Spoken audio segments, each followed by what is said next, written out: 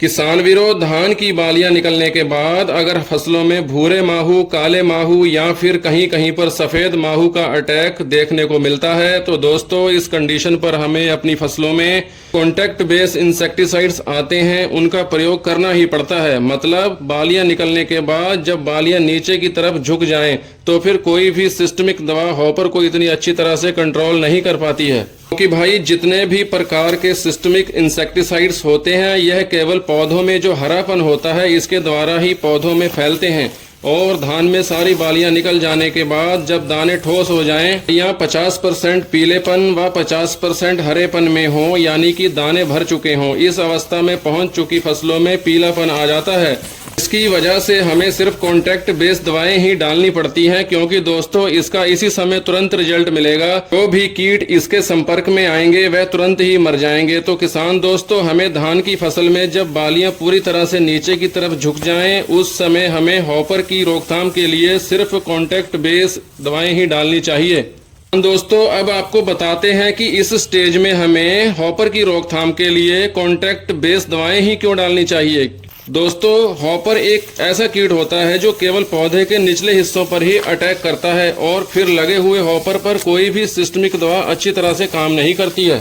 फिर इसको कंट्रोल करना थोड़ा सा मुश्किल होता है, इसलिए हमें सिर्फ कॉन्टैक्ट बेस्ड दवा जो बीपीएमसी आती है इसको डालना ही पड़ता है। बीपीएमसी दवा का प्रयोग हम दो प्रकार से फसलों पर कर सकते हैं। एक तो स्प्रे के द्वारा इसका छिड़काव कर सकते हैं और दूसरा रेत में मिलाकर इसको धान की फसल में छींटा दे सकते हैं। इसका सबसे बेस्ट रिजल्ट तब मिलता है जब धान के पौधे में 10 से 20 तक की संख्या में भूरे कूदने वाले माहू दिखाई देते हों। तो भाई रेत में मिलाकर छींटा देने से बीपीएमसी बीपीएच को पूरी तरह से कंट्रोल में कर देती है, क्योंकि भाई रेत के साथ यह दवा एकदम धान के तने तक चली जाती है, जिसके बाद यह धीरे धीरे अपनी गैस के द्वारा हॉपर पर तुरंत असर करने लगती है। हॉपर तुरंत ही मरने लगते हैं। यह बहुत ही तीव्र फ्यूमिगेंट भी होता है।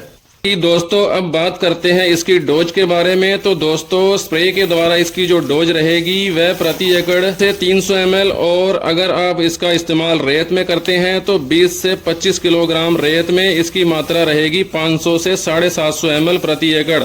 और जिन खेतों में बालियां निकलने के तुरंत बाद हॉपर का अटैक बहुत ज्यादा दिखाई देता है तो भाई वहां पर आपको क्या करना है, बीपीएमसी को जो सिस्टमेटिक टेक्निकल्स आते हैं जैसे कि पाइमेट्रोजिन हो गया या फिर डाइनेटिफ्यूरान के साथ मिलाकर डाल देने से बीपीएच पूरी तरह से कंट्रोल हो जाएगा। मतलब बीपीएच पूरी तरीके से साफ हो जाएगा। और दूसरी तरफ ध्यान दें, बीपीएमसी का प्रयोग करने के तुरंत बाद उस खेत से हमें बाहर निकल जाना है, क्योंकि भाई यह दवा बहुत तेजी से गैस बनाती है। तो दोस्तों हमें इस बात का ध्यान बहुत जरूरी रखना होता है।